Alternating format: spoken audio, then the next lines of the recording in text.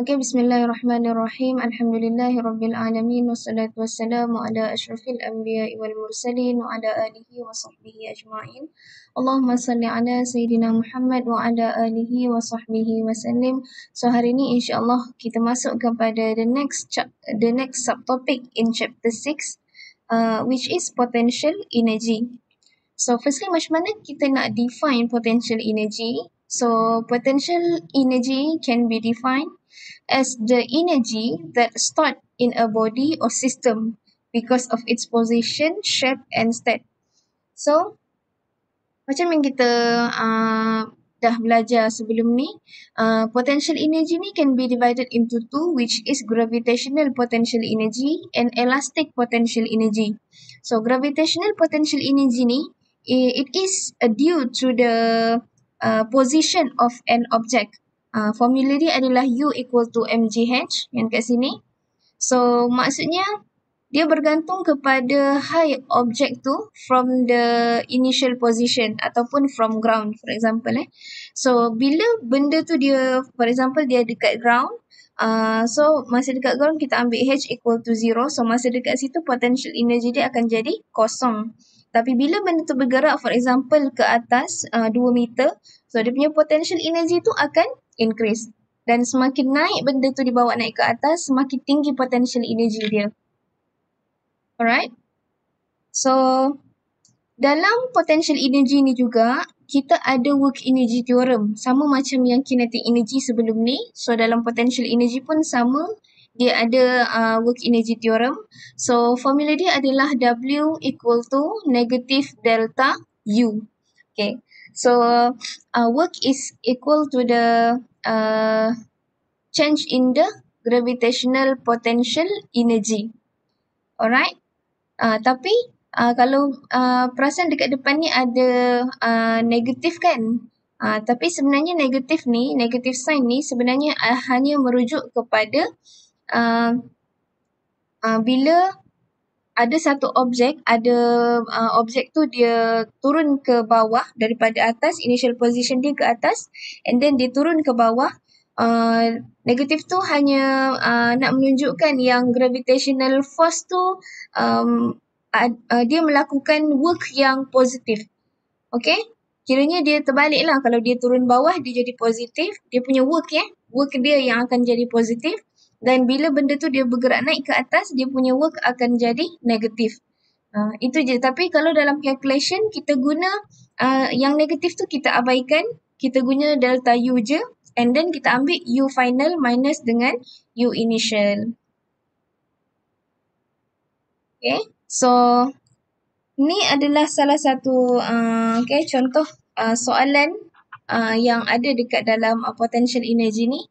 So dia kata, in a smooth pulley system, a force F is required to bring an object of mass 5 kg, okay kita dah ada mass, to the height of 20 meter at a constant speed of 3 meter per second as shown in figure. So dia nak determine the force F and the work done by the force. Okay, so kita keluarkan dulu maklumat yang ada dekat sini. So kita dah ada mass kita. Mass kita 5 kg. And then kita ada height which is 20 meter. And then kita ada, dia kata to the height of 20 meter at a constant speed. So constant speed means A equal to 0. And then constant speed tu, speed dia adalah 3 meter per second. So yang tu adalah kita punya V lah. 3 meter per second. Okay, so firstly, dia kata dia suruh cari kita punya force. Right, so bila kita nak cari force, kita nampak, okay, force tu sekarang ni berada dekat tali kan? Dia berada dekat tali. So kalau kita tengok kat sini, tali ni dia bersambung tau. Tali ni daripada yang sini ni, dia bersambung dengan tali yang connected to the box. Okay? So, bila tali ni tali yang sama, so that means force yang ada dekat sini sama dengan nilai tension yang ada dekat sini. So, tension tu nilai force tu jugalah. Force. Alright? So, Since nilai F ni dekat sini sama, so kita boleh cari nilai F menggunakan yang ni sahaja. Yang ni je. Bahagian ni je. Okay. So macam biasa sebelum ni kita dah belajar masa dalam chapter 5. Dekat bawah ni kita ada W. Alright. So oleh sebab dia kata dia punya A equal to 0. So formula kita F equal to mg. Sorry. Yalah, F equal to mg. So F equal to mg. Silap. Ada step yang saya terlupa nak mention. Awak jadi pening kau. Okay. Kita tahu formula kita adalah F equal to MA. Okay. Tapi oleh sebab sekarang benda ni A dia sama dengan kosong, so dia akan jadi F equal to 0 lah. Okay. So sekarang benda ni dia bergerak dekat Y axis. So bila Y axis A dia sama dengan kosong, so kita ambil force yang naik ke atas menjadi force sekarang ni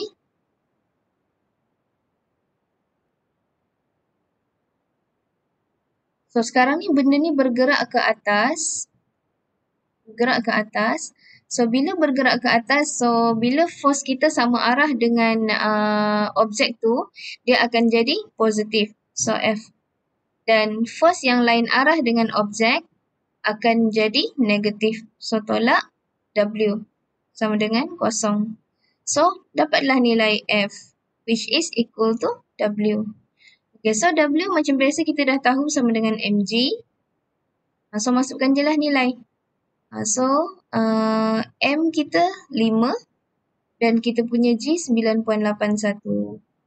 Right? So dapatlah jawapan dia 49.1 Newton. Okay, itu untuk soalan yang A. Okay, now untuk soalan yang B pula. Okay, soalan B dia kata dia nak work done. W, work done by the force. So kita dah tahu sebelum ni formula kita adalah W equal to Fs cos theta kan? Fs cos theta. So W sama dengan Fs cos theta. F kita dah ada, so masuk je lah 49.1. Okay, sekarang ni force ni ditarik ke atas. Sampai ke tinggian 20 meter. So means dia bergerak ni, objek ni dia bergerak daripada bawah ni naik ke atas. Jadi maksudnya dia punya yang ni adalah kita punya S lah. Okay. So masukkanlah dekat sini 20. Okay. Sekarang ni force kita naik ke atas. S dia pun naik ke atas. So theta kita will be equal to 0. Okay, so cos kosong sama dengan 1. So kita boleh abaikan yang ni lah. Yang ni sama dengan 1. So nanti dapatlah jawapan dia 982 Joule.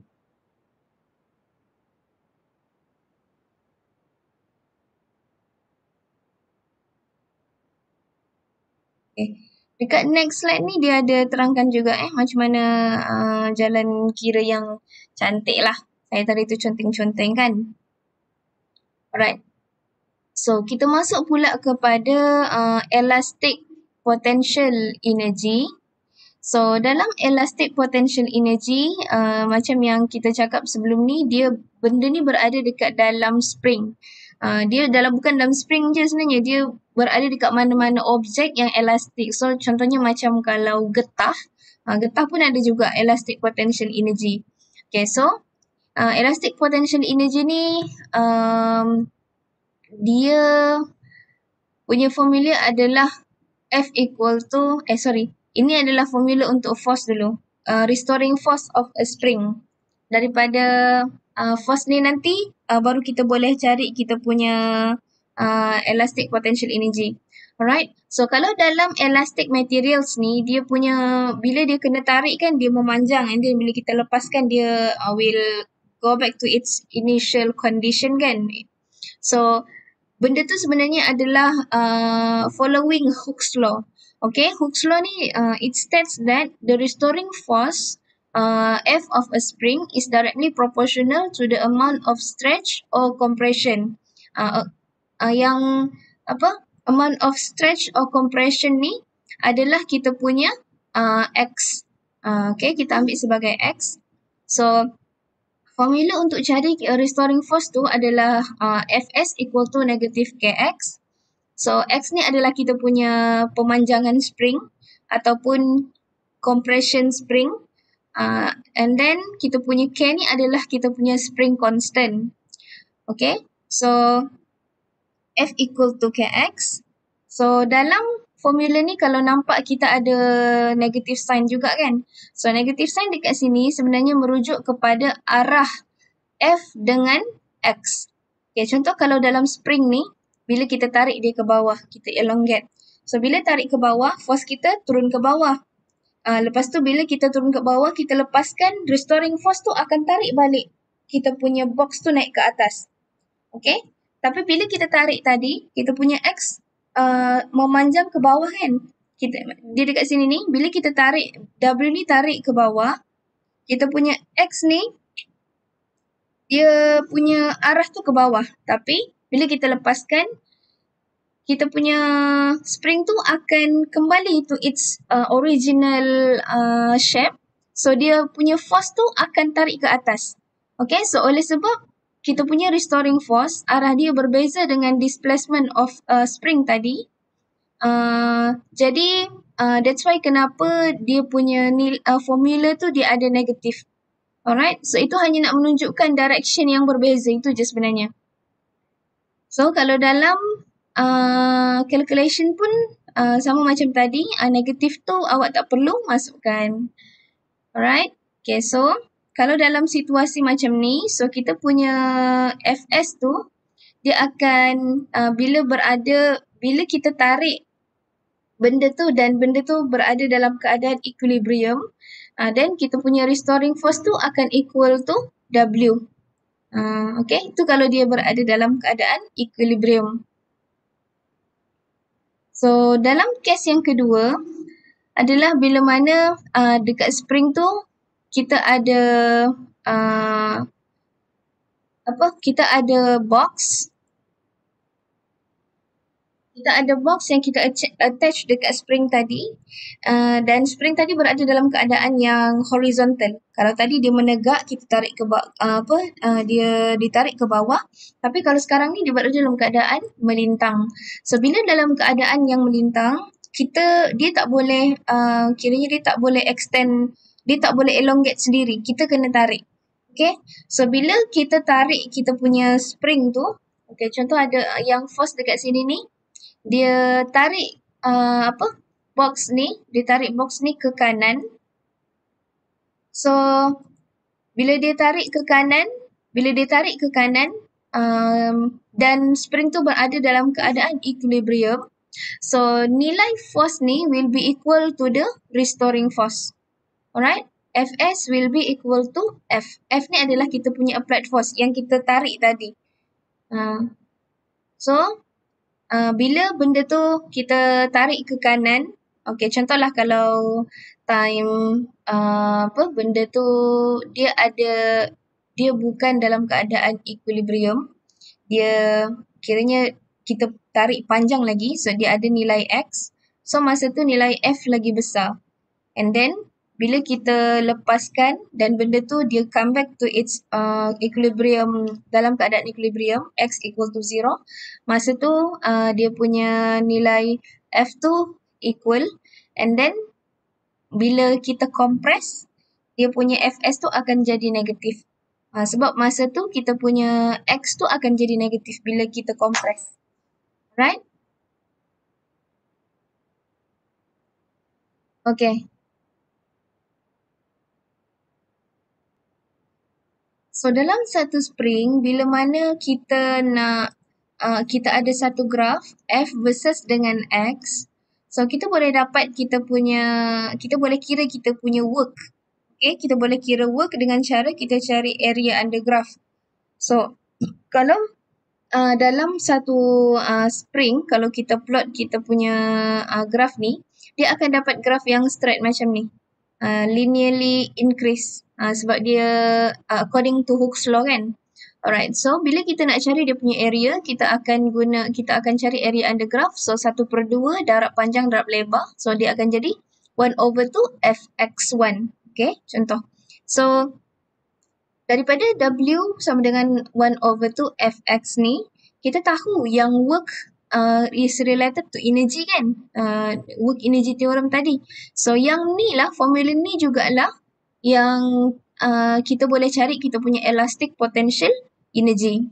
Okay, so tengok kalau dekat bawah ni, W equal to U.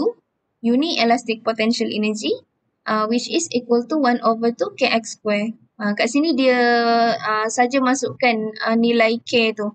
Dia gantikan yang F ni tadi dengan formula F sama dengan Kx.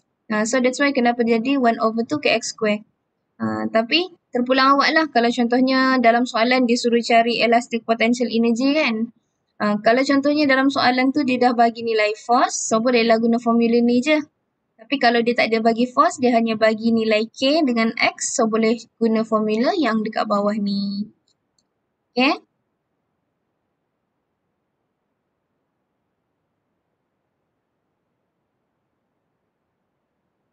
Okay, so the equation for elastic potential energy for compressing and stretching a spring yang atas ni, US equal to 1/2 Kx square, which is equal to 1/2 Fx juga. So sama macam yang sebelum ni, W ni also equal to delta U. Delta, so dia work energy theorem ni dia akan apply dekat mana-mana energy pun. Dalam kinetic energy pun boleh, W equal to delta kinetic energy. Dalam potential energy yang gravitational pun boleh, dalam elastic pun boleh. Okay, so delta U tu mesti final minus dengan initial. Okay, so bila dalam soalan suruh awak cari work energy theorem, suruh stats, so yang ni lah. The work done by the net force on a body equals the change in the body's total energy. Okay. So, yang ni another example untuk kita punya elastic potential energy. So, dia kata a force of magnitude at 100 Newton cause an extension of 20 cm. So, maksudnya yang 800 ni adalah kita punya force and then extension ni adalah kita punya X. Okay. Dia dah bagi dalam sentimeter kan, 20 cm. So, saya cadangkan daripada awal awak dah tukar kepada SI unit lah, tukar kepada meter. So, 0.2 meter on a spring. So, determine the elastic potential energy of the spring, U, when the extension of the spring is 40 cm. Okay, kita settlekan yang A dulu. Okay, dia kata, dia nak the extension of the spring is 40 cm. So, tadi kita dah ada force, kita dah ada X. Okay, kita tahu formula untuk cari untuk Hooke's law, F equal to Kx kan. Okay, sebelum kita nak cari kita punya U, kita kena cari dulu kita punya K. Okay, so nak cari K tu kita guna yang dah ada ni, yang 800 dengan 0.2 meter ni. So, kita masukkan dekat dalam formula F equal to Kx. So, bolehlah dapat nilai spring constant kita. Okay, so daripada formula, daripada value spring constant ni, kita bolehlah cari kita punya elastic potential energy, U kita, guna formula 1/2 Kx square. So, masukkan nilai K yang kita dah kira tadi, and then masukkan nilai X yang dia nak. Dia nak extension of the spring 40 cm to 40 cm. So, tukar kepada meter is 0.4 meter. So, masuk 0.4. Dapatlah jawapan dia 320 joule. Okay. Yang tu untuk yang A. Okay. Yang B, dia nak elastic potential energy when a mass of 60 kg is suspended vertically from the spring. Okay, so yang ni. Given M equal to 60 kg, okay, so sekarang ni dia dah letak mass dah.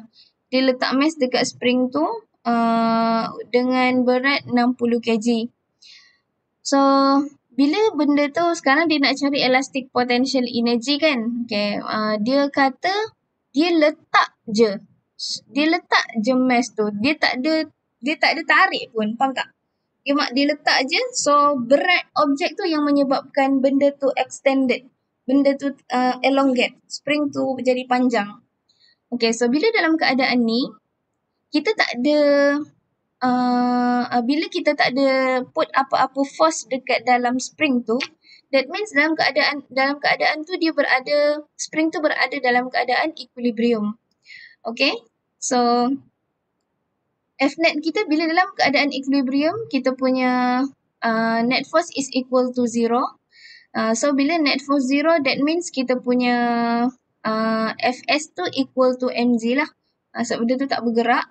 So F kita, kita tahu nak cari restoring force, formula dia F equal to Kx. So kita masukkan Kx equal to mg. So nilai K tadi kita dah dapat daripada first question tadi kan. So masukkan je value tu dekat dalam formula ni. 410 kuasa 3. So mass dia dah ada 60, G dia 9.81. So dapatlah 0.147 meter. So that means bila benda tu dia diletakkan dekat spring tu akan extended by 0.147. Okay. So bila kita nak cari kita punya elastic potential energy, so kita masukkan je lah value ni dekat dalam formula kita. Okay, formula kita 1/2 Kx square. K pun dah tahu tadi. So X dia masukkan yang kita kira tadi. Yang kita dapat tadi 0.147.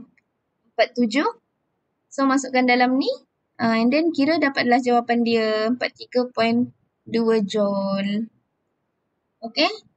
So macam biasa awak cuba fahamkan soalan ni.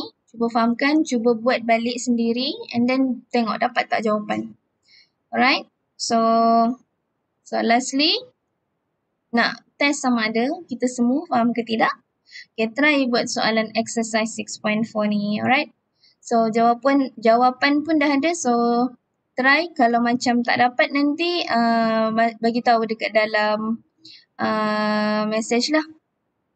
Bagi tahu dekat WhatsApp. So nanti kita boleh try sama-sama. Okay, thank you.